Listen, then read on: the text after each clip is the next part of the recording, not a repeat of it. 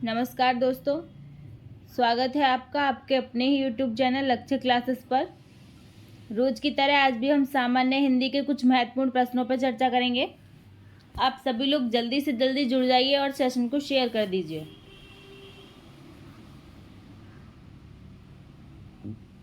जल्दी से जल्दी सभी लोग जुड़ जाइए और सेशन को अपने सभी दोस्तों में शेयर कर दीजिए ताकि सभी लोग जल्दी से आ जाएं और हमारे महत्वपूर्ण प्रश्नों का लाभ उठा सकें।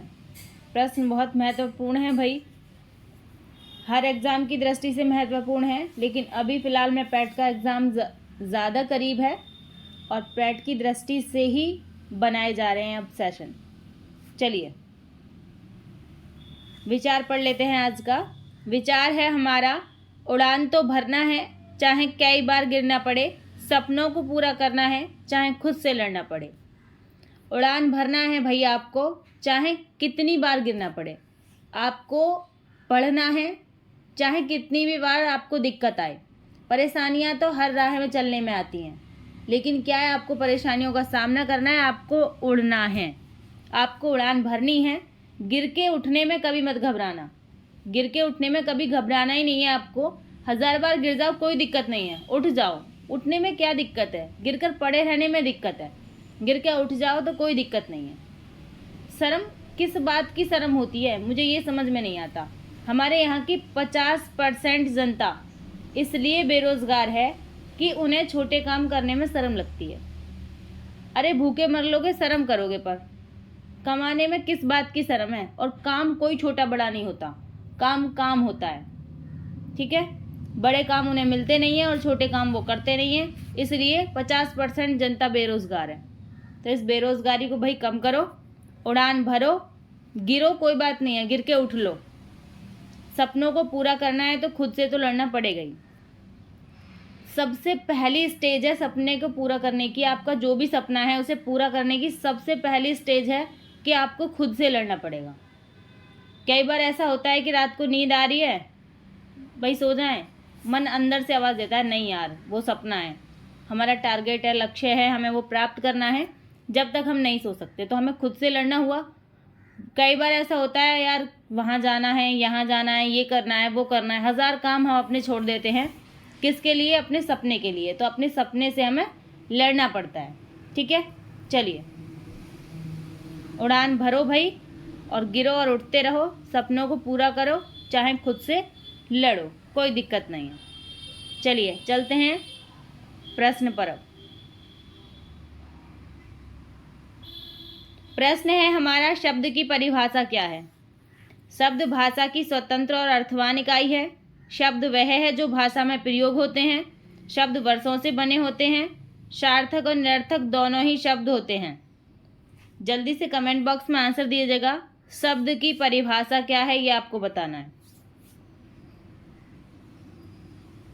शब्द की परिभाषा पूछिए क्या है। बहुत अच्छा प्रश्न है भाई, और कई बार एग्जाम में आया हुआ है ये प्रश्न। शब्द की परिभाषा, जिसे शब्द की परिभाषा नहीं आती उसे हिंदी पढ़ने का कोई मतलब नहीं है। उसे हिंदी किसी भी एग्ज़ाम में, यदि वो खुद से फिल करने वाला एग्ज़ाम है तो फिल नहीं करनी चाहिए, जिसे शब्द की परिभाषा नहीं आती। चलिए शब्द की परिभाषा क्या है ये हमें बतानी है। शब्द भाषा की स्वतंत्र और अर्थवान इकाई है। पहले ही ऑप्शन में हमें बिल्कुल सही आंसर मिला है। शब्द भाषा की स्वतंत्र और अर्थवान इकाई है। जो हम बोल रहे हैं ये सब शब्द ही तो हैं, इन्हें मिला के बोल रहे हैं, जिससे वाक्य बन रहा है और इससे हम तुम्हें समझा रहे हैं, ठीक है। स्वतंत्र है ये और अर्थवान भी है। इसका अर्थ है जब भी तो आप समझ रहे हैं, यदि इसका अर्थ नहीं होता तो आप समझते कैसे मेरी बातों को। जो मैं बोल रही हूँ इन बातों को आप इसलिए तो समझ पा रहे हैं क्योंकि मैं शब्दों को कलेक्ट करके बोल रही हूँ और उनमें क्या हो रहा है, उनका अर्थ है, ठीक है। शब्द भाषा की स्वतंत्र और अर्थवान इकाई है। चलिए चलते हैं अगले प्रश्न पर। प्रश्न है हमारा, जो शब्द संस्कृत भाषा से हिंदी में ज्यों के त्यों आ गए हैं उन्हें क्या कहते हैं। अच्छा प्रश्न है ये भी और आसान प्रश्न है। जल्दी से कमेंट बॉक्स में आंसर दीजिएगा। जो शब्द संस्कृत भाषा से हिंदी में ज्यों के त्यों आ गए हैं उन्हें क्या कहते हैं। तत्सम कहते हैं, तद्भव कहते हैं, देशज कहते हैं या विदेशज कहते हैं। क्या कहते हैं, जल्दी से कमेंट बॉक्स में आंसर दीजिएगा भाई। लाइक कर दीजिए भाई सभी सेशन को और शेयर कर दीजिए। जो भी लोग नहीं आए हैं उन्हें शेयर कर दीजिए।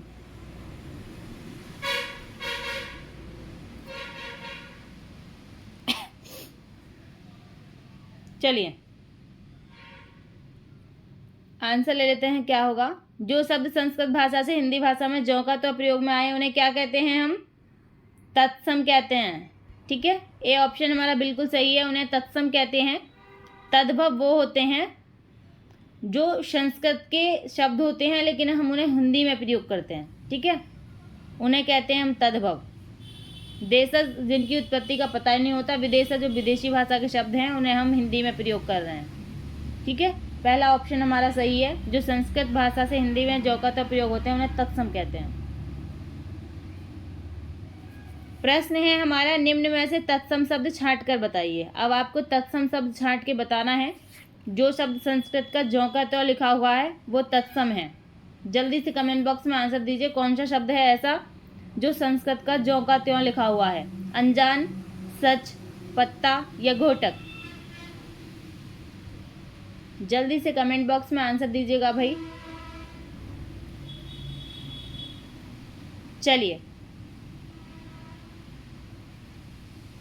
आंसर ले लेते हैं। क्या होगा?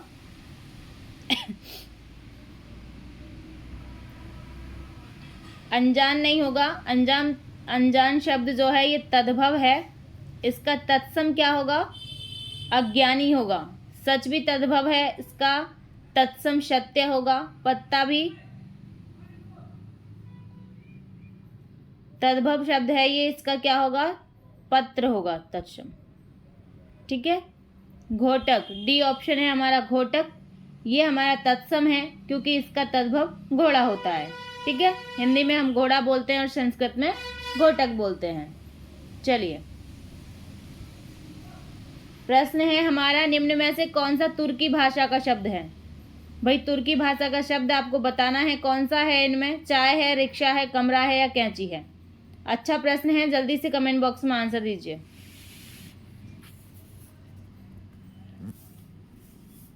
जल्दी से आंसर दीजिएगा भाई कमेंट बॉक्स में, कौन सा इसमें सही है।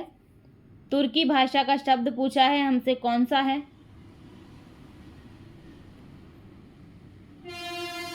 चलिए आंसर ले लेते हैं। क्या होगा? चाय। चाय चीनी भाषा का शब्द है भाई। रिक्शा जापानी भाषा का शब्द है। कमरा पुर्तगाली भाषा का शब्द है। डी ऑप्शन कैंची तुर्की भाषा का शब्द है। ठीक है, चाय छोड़ के बेशक अंग्रेज गए हैं लेकिन ये शब्द चीनी भाषा का है। ये बात आपको ध्यान देनी है। चाय में बहुत से लोग अंग्रेजी लगा देते हैं। यदि इसमें ऑप्शन में अंग्रेजी होता तो आप भी अंग्रेजी सोचते, लेकिन चाय में अंग्रेजी भाषा का शब्द नहीं है। चाय ये चीनी भाषा का शब्द है। चलिए पूछा है हमसे, विकारी शब्द होते हैं। कौन से शब्द होते हैं विकारी? ये आपको बताना है। संज्ञा, सर्वनाम, विशेषण, क्रिया। संज्ञा या सर्वनाम, विशेषण, क्रिया विशेषण या क्रिया विशेषण ओनली। विकारी शब्द कौन से होते हैं ये आपको बताना है। जल्दी से कमेंट बॉक्स में आंसर दीजिएगा भाई।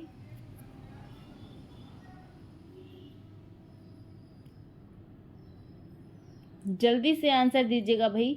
अच्छा प्रश्न है।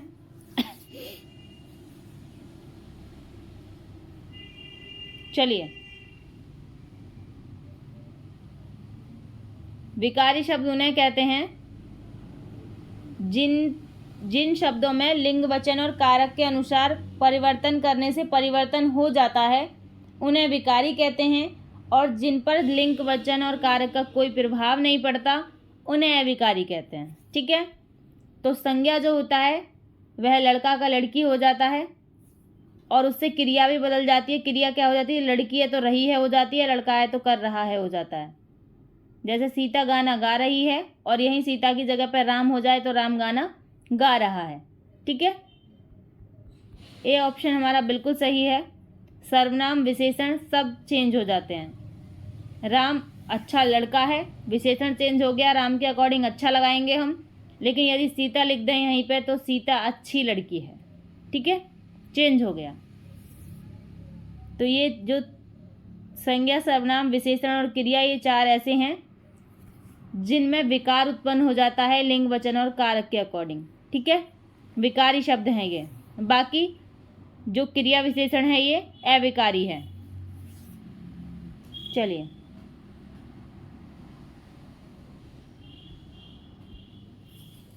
संज्ञा में कितने भेद हैं? संज्ञा में नहीं होते हैं भाई, संज्ञा के कितने भेद हैं? संज्ञा के कितने भेद हैं ये आपको बताना है, 3, 4, 5 या 8। जल्दी से कमेंट बॉक्स में आंसर दीजिएगा, संज्ञा के कितने भेद हैं। ध्यान देना है, प्रकार नहीं पूछ रहा है, भेद पूछ रहा है। प्रकार और भेद अलग अलग होते हैं भाई। और यहाँ पे आपको जब भेद ओनली लिखा हुआ है कि संज्ञा के कितने भेद हैं, तो हिंदी व्याकरण के अकॉर्डिंग बताना है, क्योंकि इंग्लिश में अलग होते हैं। चलिए, आंसर ले लेते हैं, क्या होगा। संज्ञा के भेद 3 होते हैं, 4 होते हैं, 5 होते हैं, 8 होते हैं। तो ए ऑप्शन हमारा बिल्कुल सही है, 3 होते हैं संज्ञा के भेद। कौन कौन से? व्यक्तिवाचक संज्ञा, जातिवाचक संज्ञा, भाववाचक संज्ञा। राम व्यक्तिवाचक संज्ञा है, मनुष्य जातिवाचक संज्ञा है, मनुष्यता भाववाचक संज्ञा है। राम भी है तो मनुष्य ही, लेकिन उस मनुष्य का नाम दिया हुआ है तो व्यक्तिवाचक है, और मनुष्य पूछा है तो पूरी मनुष्य जाति है, वो जातिवाचक है, और भाव पूछा है तो मनुष्यता, ये भाव है। ठीक है, अब आप सोच रहे होंगे कि द्रव्यवाचक संज्ञा और समूहवाचक संज्ञा ये 2 रह गए। ये भाई संज्ञा के भेद में नहीं आते हैं, ये जातिवाचक संज्ञा के भेद हैं। इसमें जो सेकंड ऑप्शन है जातिवाचक संज्ञा, उसके भेद हैं ये दोनों, द्रव्यवाचक संज्ञा और समूहवाचक संज्ञा। अन्य भेद में आते हैं ये, संज्ञा के भेद में नहीं आते हैं, अन्य भेद में आते हैं। जातिवाचक संज्ञा के भेद हैं ये, द्रव्यवाचक संज्ञा और समूहवाचक संज्ञा। कल भी मैंने बताया था, जातिवाचक संज्ञा के भेद है द्रव्यवाचक संज्ञा, तभी तो द्रव्यवाचक संज्ञा जातिवाचक संज्ञा में आ जाती है। जब भाववाचक संज्ञा ऑप्शन में ना हो, द्रव्यवाचक संज्ञा ऑप्शन में ना हो, तो जातिवाचक संज्ञा में आ जाती हैं सारी द्रव्यवाचक संज्ञा। इसलिए ही तो आ जाती हैं, क्योंकि वो उसका ही भेद है। ठीक है, समूहवाचक संज्ञा जातिवाचक संज्ञा में आएंगी यदि समूहवाचक ऑप्शन में नहीं होगा तो, क्योंकि ये इसी के भेद हैं। चलिए, चलते हैं अगले प्रश्न पर। प्रश्न है, कर्ता में लिंग का पता न होने पर क्रिया होती है। कैसी क्रिया होती है? वचन के अनुसार होती है, स्त्रीलिंग में होती है, पुल्लिंग में होती है, या कर्ता के अनुसार होती है? जल्दी से कमेंट बॉक्स में आंसर दीजिएगा। अच्छा प्रश्न है। कर्ता के लिंग का पता न होने पर क्रिया किसके अकॉर्डिंग होती है या क्रिया कैसी होती है? अच्छा प्रश्न है भाई, आंसर दीजिएगा।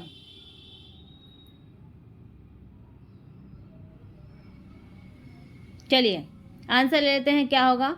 वचन के अकॉर्डिंग क्रिया नहीं होगी भाई, स्त्रीलिंग नहीं होगी। बच्चे खेल रही है होगा क्या? नहीं होगा ना। कैसे होगा? बच्चे खेल रहे हैं। जब कर्ता के लिंग का पता ना हो तो उसमें क्रिया सदैव पुल्लिंग में होती है। कैसे? बच्चे खेल रहे हैं, पता नहीं है लड़की भी है लड़का भी है, दोनों शामिल हो सकते हैं। बच्चे हैं, पशु चर रहे हैं, गाय भी हो सकती हैं, और उसमें पुल्लिंग भी हो सकते हैं और स्त्रीलिंग भी हो सकते हैं। ठीक है, तो ये क्या हो गया? पशु चर रहे हैं। दोनों लिंगों के लोग इसमें हो सकते हैं शामिल, पुल्लिंग में क्रिया लगाते हैं। ठीक है, चलिए चलते हैं अगले प्रश्न पर। प्रश्न है हमारा, निम्न में स्त्रीलिंग शब्द का शब्द कौन सा है? निम्न में स्त्रीलिंग शब्द कौन सा है ये आपको बताना है। पानी है, दूध है, तेल है, ठंडाई है।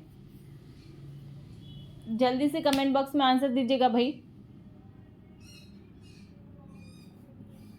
कौन सा प्रश्न, कौन सा ऐसा ऑप्शन है जो स्त्रीलिंग शब्द में आता है?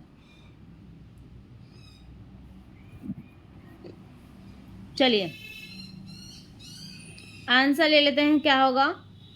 पानी, दूध, तेल या ठंडाई।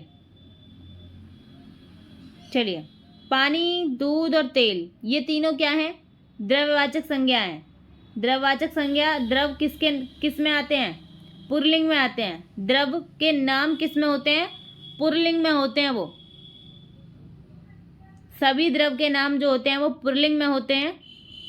एक दो अपवाद हो तो उसके लिए ऐसा नहीं है कि अपवाद में कल को आप अपवाद उठा लाओ कोई और बोलो ये तो स्त्रीलिंग में आ रहा है। एक दो तो हर चीज़ में अपवाद होते हैं, ठीक है। वैसे द्रव जो संज्ञा के नाम होते हैं वो पुल्लिंग में होते हैं। अब हमारा रह गया डी ऑप्शन, ठंडाई। ये क्या है? ठंडाई पी जाती है, बनाई जाती है, तो ये स्त्रीलिंग है। चलते हैं अगले प्रश्न पर। प्रश्न है मीरा ने आधा लीटर दूध पी लिया में विशेषण है। क्या विशेषण है आपको ये बताना है। गुणवाचक विशेषण, संख्यावाचक विशेषण, परिमाणवाचक विशेषण या सर्वनामिक विशेषण। जल्दी से कमेंट बॉक्स में आंसर दीजिएगा भाई।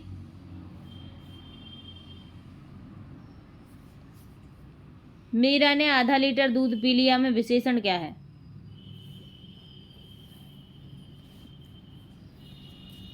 चलिए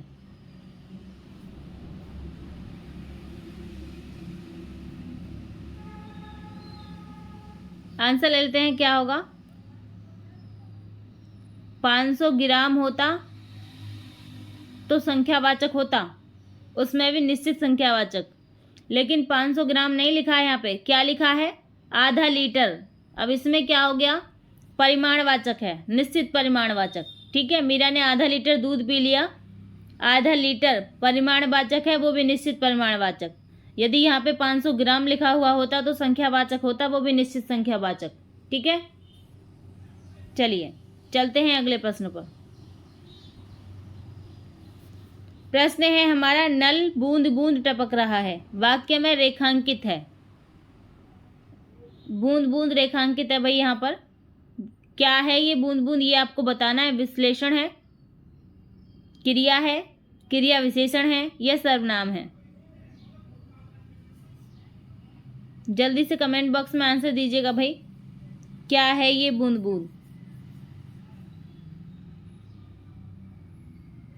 विश्लेषण नहीं होगा यहाँ पे, विशेषण होगा भाई। विश्लेषण का तो कोई मतलब ही नहीं हो रहा है इसमें। यहाँ पे विशेषण है, ये पहला वाला ऑप्शन विशेषण है, क्रिया है, क्रिया विशेषण है या सर्वनाम है। नल बूंद बूंद टपक रहा है, वाक्य में रेखांकित है। रेखांकित से मतलब है बूंद बूंद क्या है। जल्दी से कमेंट बॉक्स में आंसर दीजिएगा। चलिए आंसर लेते हैं। क्या होगा?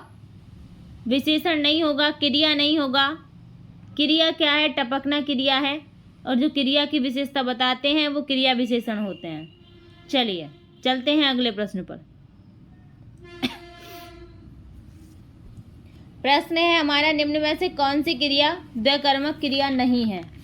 ध्यान रहे, द्विकर्मक क्रिया नहीं पूछा है हमसे, ये नहीं पूछा कि है। द्विकर्मक क्रिया नहीं है। राम ने मोहन को पैसा दिया, सेठ मुनीम को वेतन देता है, माँ नौकर से भोजन बनवाती है, पिता ने पुत्र को पुस्तक दी। द्विकर्मक क्रिया कौन सी नहीं है ये आपको बताना है। जल्दी से कमेंट बॉक्स में आंसर दीजिएगा भाई। प्रश्न अच्छा है और कई बार एग्जाम में पूछा भी गया है। चलिए आंसर ले लेते हैं। क्या होगा? राम ने मोहन को पैसे दिए। मोहन और पैसा, दिया, दिया क्रिया के साथ मोहन और पैसा दो कर्म लिए हैं। सेठ मुनीम और वेतन द्विकर्मक क्रिया है। पिता और पुस्तक, पुत्र और पुस्तक द्विकर्मक क्रिया है। पिता ने पुत्र को पुस्तक दी, ठीक है। सेठ ने मुनीम को वेतन दिया। राम ने मोहन को पैसे दिए। माँ नौकर से भोजन बनवाती है, ठीक है। माँ नौकर से भोजन बनवाती है, ये क्या है? बनवाती। मैंने कितनी बार बताया है कि जब बनवाती, करवाती, खिलवाती ऐसी जब क्रिया लगी हो तो क्या होता है? वो प्रेरणार्थक क्रियाएं होती हैं, द्विकर्मक क्रिया नहीं होती। सी ऑप्शन हमारा बिल्कुल सही है। माँ नौकर से भोजन बनवाती है, इसमें प्रेरणार्थक क्रिया है। जब क्रिया बहुत तेज हो, जब इंसान बहुत तेज हो, दूसरे से कार्य करवाए, तो वो क्या होता है? प्रेरणार्थक क्रिया होती है वहाँ। चलिए चलते हैं अगले प्रश्न पर। यह फाइल प्रबंधक तक पहुंचाओ अर्थ के आधार पर वाक्य है। कैसा वाक्य है ये आपको बताना है। यह फाइल प्रबंधक तक पहुंचाओ अर्थ के आधार पर वाक्य है। कैसा वाक्य है? इच्छावाचक है, प्रश्नवाचक है, संकेतवाचक है, आज्ञावाचक है। जल्दी से कमेंट बॉक्स में आंसर दीजिएगा, कैसा वाक्य है ये।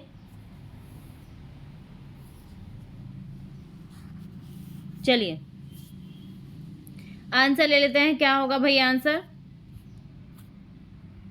इच्छावाचक वाक्य कैसे होते हैं? भगवान तुम्हें खुश रखे, ये इच्छावाचक है। प्रश्नवाचक कैसे होते हैं? राम के पिता कौन हैं? तुम क्या कर रहे हो? तुम कहाँ जा रहे हो? ये प्रश्नवाचक है। संकेतवाचक कैसे होते हैं? राम का मकान उधर है, उधर संकेत कर रहा है राम के मकान की तरफ। ठीक है, डी ऑप्शन। आज्ञावाचक बिल्कुल सही है, आज्ञावाचक। यह फाइल प्रबंधक तक पहुंचाओ, आज्ञा दी जा रही है ऐसी। ठीक है, शांति बनाए रखें, ये भी आज्ञावाचक है। चलते हैं अगले प्रश्न पर।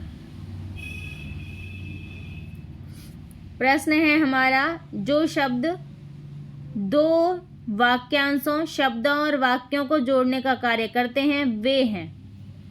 क्या कहते हैं उन्हें? ये आपको बताना है। जो शब्द दो वाक्यांशों, शब्दों और वाक्यों को जोड़ने का कार्य करते हैं। क्रिया विशेषण कहते हैं, संबंध बोधक कहते हैं, समुच्चय बोधक कहते हैं, या विस्मयादि बोधक कहते हैं। जल्दी से कमेंट बॉक्स में आंसर दीजिएगा भाई, प्रश्न अच्छा है। मैं रोज एक आध दो बार नाम लेती हूँ, आपको ये पता है। अब जल्दी से कमेंट बॉक्स में आंसर दीजिएगा, गलत मत कर देना इस प्रश्न को। चलिए आंसर ले लेते हैं, क्या होगा? दो वाक्यांशों को जोड़ना, दो शब्दों को जोड़ना, दो वाक्यों को जोड़ना। क्या कहते हैं? राम और श्याम मित्र हैं। राम और श्याम दो राम को और श्याम को क्या जोड़ रहा है? और जोड़ रहा है। ठीक, दो वाक्य कैसे? जैसे हम स्कूल जाएंगे लेकिन अभी नहीं। क्या हो गया? लेकिन जो है ये जोड़ रहा है दोनों वाक्यों को। शब्द जैसे रात और दिन, दो शब्द जुड़ रहे हैं इसमें, किसके द्वारा जुड़ेंगे? हाइफन, योजक चिन्ह, जिन्हें योजक भी कहा जाता है। संबंध, समुच्चय बोधक। ठीक है, सी ऑप्शन बिल्कुल सही है, समुच्चय बोधक। समुच्चय बोधक को योजक भी कहते हैं। यदि मैं यहाँ पे ऑप्शन में योजक लिख देती तो आप सब बिल्कुल सही कर देते और एक बार में ही आंसर बिल्कुल सही होता। समुच्चय बोधक, समुच्चय बोधक को योजक भी कहते हैं। ठीक है, चलिए चलते हैं अगले प्रश्न पर। प्रश्न है, निम्न में से शुद्ध वाक्य है। क्या शुद्ध वाक्य है ये आपको बताना है।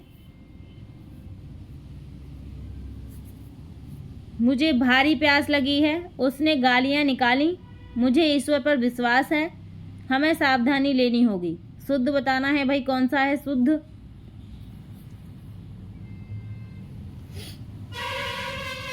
चलिए जल्दी से आंसर दीजिएगा भाई। मुझे भारी प्यास लगी, प्यास भी भारी और हल्की लगती है क्या? प्यास तो प्यास होती है, बहुत लगती है प्यास, कम या बहुत तो लगती है प्यास, लेकिन भारी नहीं लगती भाई। उसने गालियां निकाली, भाई गाली कौन निकालता है? गाली तो देते हैं, निकालते नहीं हैं। मुझे ईश्वर पर विश्वास है, बिल्कुल सही है, सी ऑप्शन। हमें सावधानी लेनी होगी, सावधानी लेते नहीं हैं, बरतते हैं सावधानी, सावधानी लेते नहीं हैं। सी ऑप्शन हमारा बिल्कुल सही है। चलते हैं अगले प्रश्न पर। प्रश्न है हमारा, माटी हो गई सोना गद्य की विधा है। क्या विधा है इस गद्य की, ये बताना है। माटी हो गई सोना, और ये किसकी रचना है ये भी आपको बतानी है। जल्दी से कमेंट बॉक्स में आंसर दीजिएगा।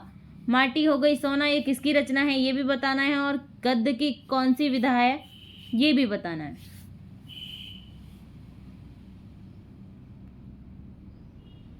बहुत ज़्यादा महत्वपूर्ण प्रश्न है ये, कितनी बार एग्जाम में पूछा गया है ये कि किसकी रचना है ये। चलिए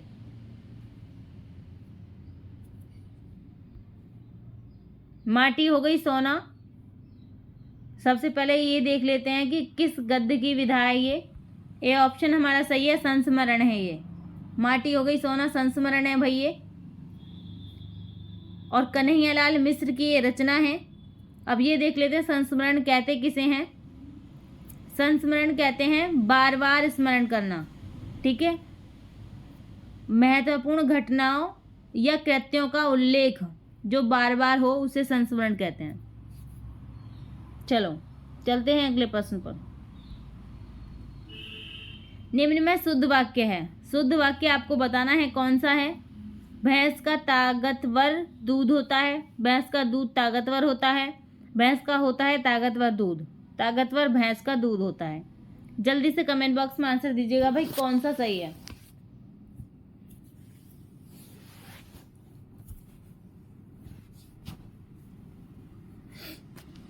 चलिए भाई आंसर ले लेते हैं, क्या होगा। भैंस का ताकतवर दूध, भैंस का ताकतवर दूध होता है। ऐसे लिखेंगे क्या इसको, भैंस का ताकतवर, भैंस का दूध ताकतवर होता है, ये सही लग रहा है देख सुन मतलब बोलने में। भैंस का होता है ताकतवर दूध, ये भी गलत लग रहा है। ताकतवर भैंस का दूध होता है, ये भी गलत है। बी ऑप्शन बिल्कुल सही है, भैंस का दूध ताकतवर होता है।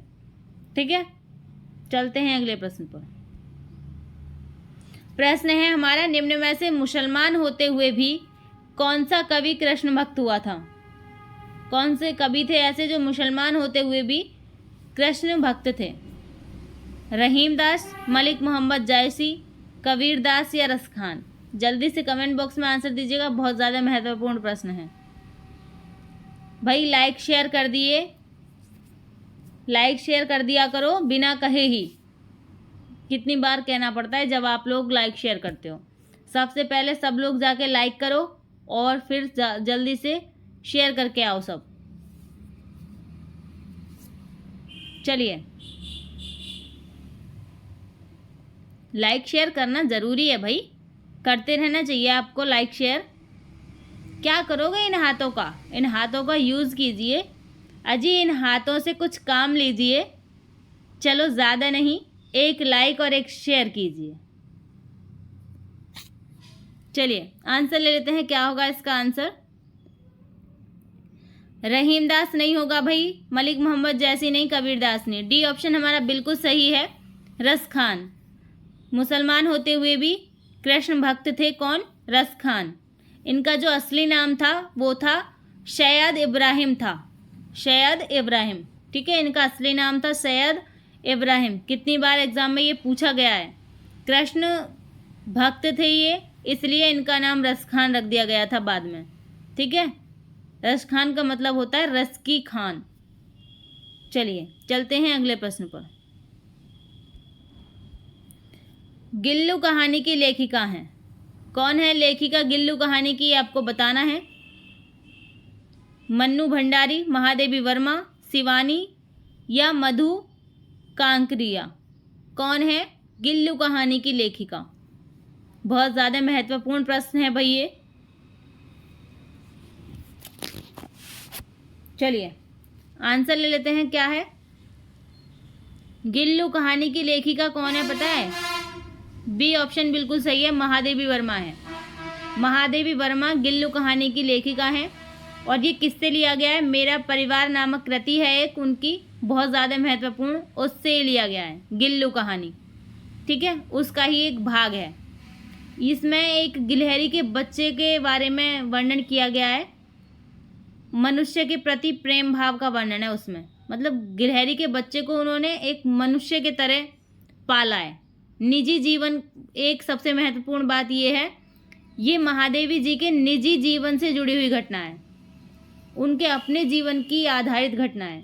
एक गिलहरी का बच्चा होता है इसमें, और उस बच्चे के चोट लग जाती है। उस बच्चे को ये एक इंसानी बच्चे की तरह पालती हैं, उसका इसमें वर्णन है। मेरा परिवार नामक कृति है एक, उसमें गिल्लू कहानी है। ठीक है, इसमें कई सारे प्रश्न बनते हैं, इसलिए मैंने थोड़ा सा इसमें डिटेल बता दिया है। चलिए चलते हैं अगले प्रश्न पर। प्रश्न है हमारा, पशु पक्षियों पर लिखित महादेवी वर्मा का रेखा चित्र संकलन है, कौन सा है ये बताना है आपको। पशु पक्षियों पर आधारित महादेवी जी का रेखा चित्र, पथ के साथी, मेरा परिवार, स्मृति की रेखाएं, अतीत के चलचित्र। जल्दी से कमेंट बॉक्स में आंसर दीजिएगा भाई। चल यात्री नहीं है, ये चलचित्र हैं भाई, ठीक है। चलिए आंसर दीजिएगा भैया।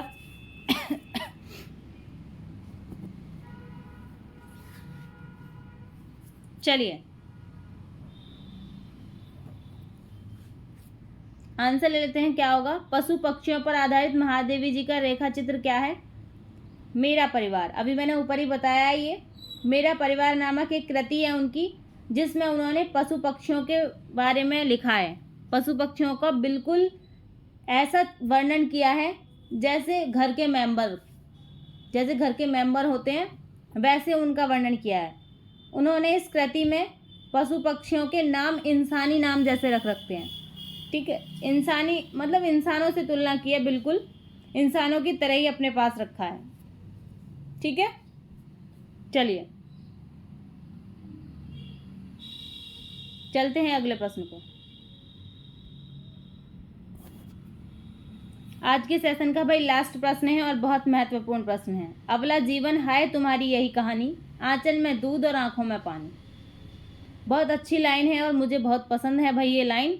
अबला जीवन है तुम्हारी यही कहानी, आंचल में दूध और आंखों में पानी। पूछा है इन पंक्तियों में कौन सा रस है? वियोग रस है, श्रृंगार रस है, भक्ति रस है या करुण रस है? जल्दी से कमेंट बॉक्स में आंसर दीजिएगा भाई। ये भी बताना है आपको कि ये लाइन किस कवि की है। चलिए आंसर ले लेते हैं, क्या होगा इसका आंसर।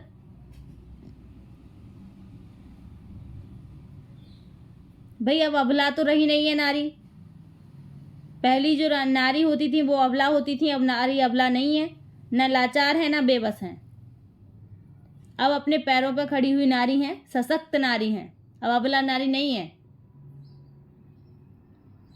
क्या होता है ना, कुछ जो उस समय के जो मैगजीन होती हैं, अखबार होते हैं, उन सब से भी इन सब चीज़ों का फ़र्क पड़ता है। आज अबला नारी कोई नहीं बोलता है, अबला जीवन ऐसी सब लाइनों को अब कोई प्रयोग नहीं करता है। कमज़ोर नहीं माना गया है आज की दुनिया में, स्त्रियों को कोई कमज़ोर नहीं बताता है, तो उस चीज़ का इफ़ेक्ट पड़ता है। यदि कोई कमज़ोर किसी के लिए कहेगा तो उस चीज़ का असर पड़ता है इंसान पे। आपको कोई कहेगा आपको पढ़ना नहीं आता, तो आपको एक दिन आप खुद में सोचेंगे कि यार ऐसा तो ना सच में पढ़ना ना आता हो हमें।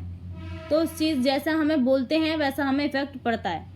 जैसे किसी को चोट लग जाए तो चोट लगने वाले को इतना दुख नहीं होगा जितना जब दुख होगा जब कोई ये बोले यार बहुत ज़्यादा चोट लग गई है बेचारे को। मतलब कभी कभी तो भाई ऐसा लगता है कि कोई लोग इतना दुख लगा देते हैं, इतना दुख जता देते हैं कि ये सोचने पे इंसान मजबूर हो जाता है कि यार चोट मेरे लगी है इसके लगी है, ये फालतू में इतना परेशान हो रहा है।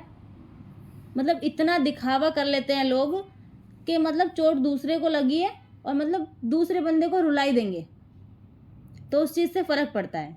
जैसे आपने कभी किसी को कोई बात कह दी और उसके बाद में कहा उसे यार सॉरी तुझे बुरा लगा हो, तो मतलब चाहे उसने उस बात को इस तरह से सोचा ही ना हो, लेकिन तुमने सॉरी कह के उसे एहसास दिलवा दिया कि वास्तव में बात गलत थी, तभी सॉरी बोला है। फिर वो उस पर ज़रूर सोचेगा कि यार ऐसी क्या बात थी जो इसने सॉरी बोला है, मतलब इसने कुछ गलत बोला था। चलिए बात के बाद में कभी सॉरी नहीं बोलना चाहिए, उससे फील होता है।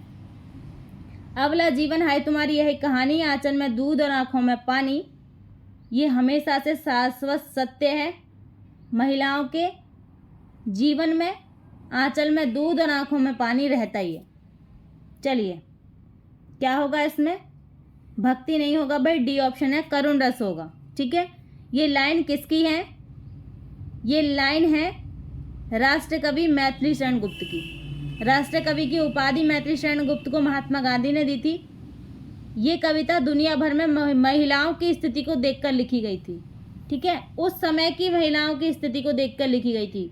यदि आज की महिलाओं को देखा जाए तो इस कहानी के मायने बदल गए हैं, मेरे अकॉर्डिंग तो बदल गए हैं भाई। चलिए इतनी देर तक बने रहने के लिए धन्यवाद। लाइक शेयर एंड सब्सक्राइब करते रहिएगा भाई। आपसे विनम्र निवेदन है, सेशन को ज़्यादा से ज़्यादा शेयर कीजिएगा।